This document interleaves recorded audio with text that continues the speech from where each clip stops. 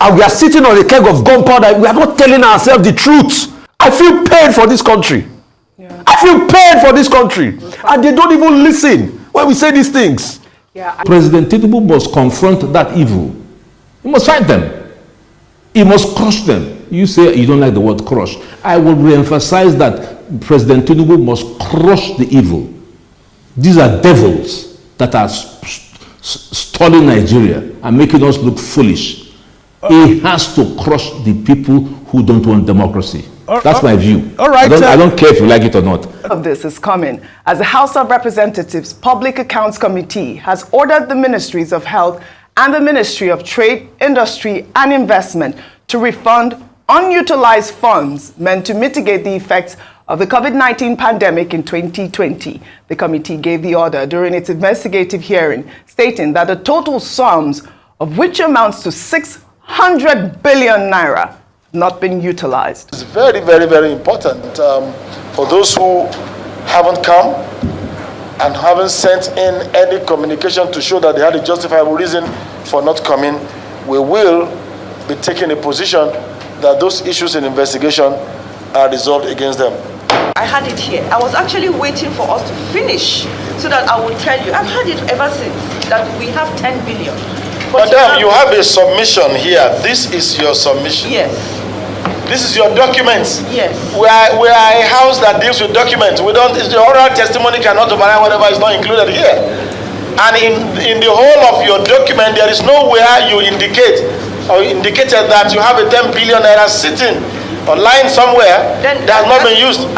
Former permanent secretary and the current permanent secretary are affected by this motion to refund the sum of 75 billion naira back to the federal government as COVID-19 intervention fund, which, as far as we are concerned, has not been expended.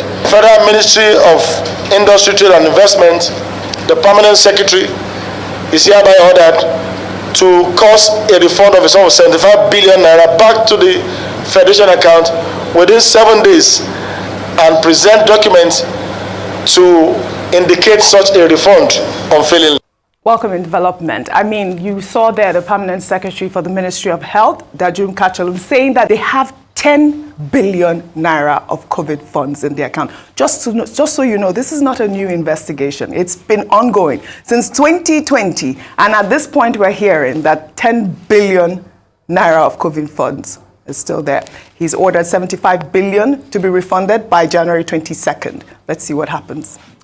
Yeah, Oju, you know what stuck out to me in this instant was the fact that as she was being questioned, the 10 billion wasn't written in any of her submissions. Absolutely it was an not. oral submission. Yeah. So that connects back to our first story, which is the cost of corruption, or in this instance, it's omission. Let's not call it corruption because this is an ongoing story, but the cost of corruption by Ola Olukoyede, excuse me. And it reminds me about how much we've normalized what I call contractpreneurs. Yes. There is a whole economy of people whose livelihoods bank purely on waiting for people to come into office so that they can benefit from contract and procurement fraud. We've normalized it. It's become part of our daily living. We know, my man is in office. People have packed up to leave Lagos and relocated to Abuja because their man is in office. And it's unfortunate, and I hope that this doesn't end at revelations. This doesn't end at exposés. I really do hope that what needs to be done happens. The necessary steps are taken in order for us to curb this as a norm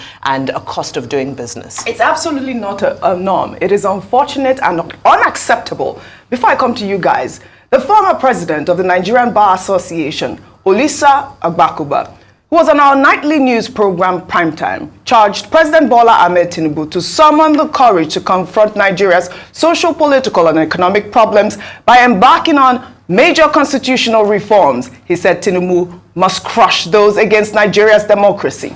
I will re-emphasize that President Tinubu must crush the evil. These are devils that are stalling Nigeria and making us look foolish. He has to crush the people who don't want democracy. That's my view. All right, I don't care if you like it or not.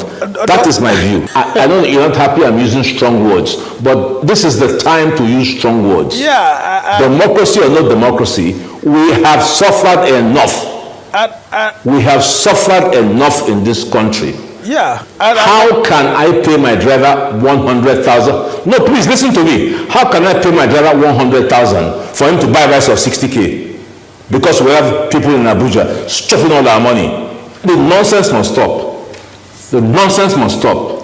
And the president of Nigeria must be the person to lead this crusade in the context of a constitutional process. That is what I'm saying to you. SAN Olisa Agbakuba couldn't have said it any better. The nonsense has to stop. Yes. The nonsense, the wickedness. Yes. The French will call it machin. The madness must stop in this country. Absolutely. Because you see, the madness too that also makes it very funny when you see family relative of the president going on an official assignment with him must stop. The madness of the entourage must stop. The madness of deficit, but humongous budget deficit and printing of money through ways and means must stop. The madness of corruption. Apparently all the monies that we took, you know what hurts me the most about that money? We took those monies at loan, special drawing rights. We printed money. That's what's causing inflation today. And people have the nerve to steal it. Look at that person talking at the House of Rep. She wasn't even decent enough to put forward the money. She said it on interrogation. That madness must stop. The contract scam must stop. Ngozi Okonjo-Iweala wrote a full book on contract scam. There's a part of it called judgment debt, where people will ensure that government does not do the contract so that they can take government to court. It's civil servants too that will take government to court, connive with the contractors, collect judgment debt for them. There's one of them. Secondly, then the contract scam itself, they go there for the contract, they inflate the contract. That one they get 20 or 30%. They inflate the contract, they don't even get to do it in the end. The third one, they deliberately stall on the contract. They do not do it so that at the end of the year, they will use mago to retire the money to their own pockets and private accounts. That's part of the things you are seeing that's happening now that is coming to light.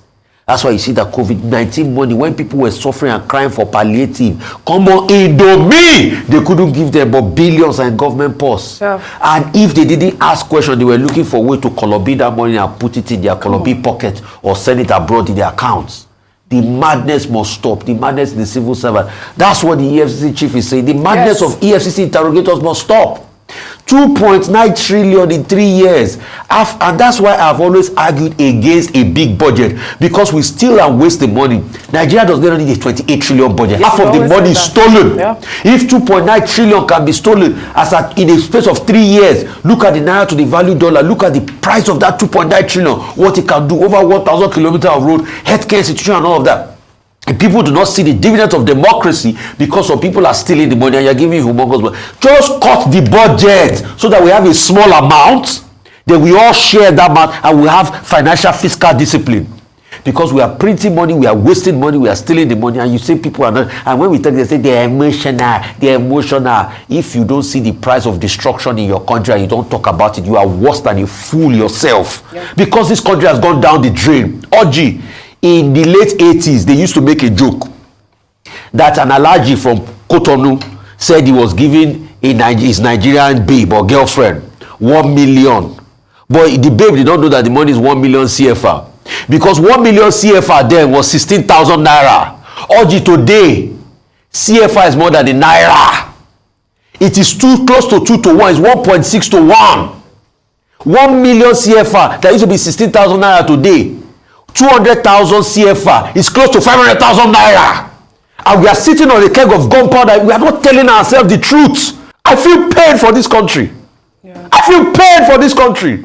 And they don't even listen when we say these things. Yeah, I mean, this is outrageous, Ayo. I mean, you can hear Rufai so emotional here. I mean, the AFCC chairman raised that alarm back in October, talking about contract fraud, because that's what I call it, contract fraud. And we see these things. We see the COVID-19 funds being diverted into personal accounts, and now we are hearing that even our ministers are part of that fraud, and nothing is being done.